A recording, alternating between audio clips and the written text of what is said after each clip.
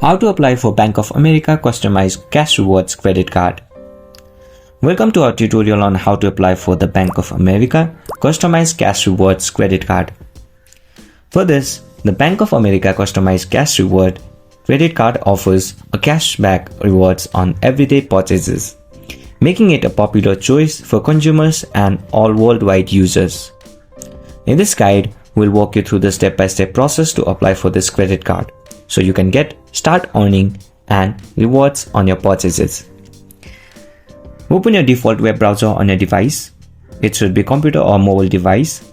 In the search bar, type Bank of America Customized Cash Rewards Apply. Then you can hit enter.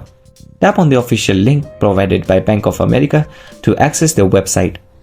Look for the Apply Now button on the page and click on it to begin the application process. Fill out the application form with your personal information, including your first name, middle name if applicable, and last name and suffixes.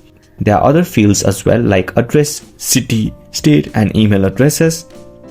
Once you have entered all of your required information, you can click on Continue button to proceed to the next step of your application.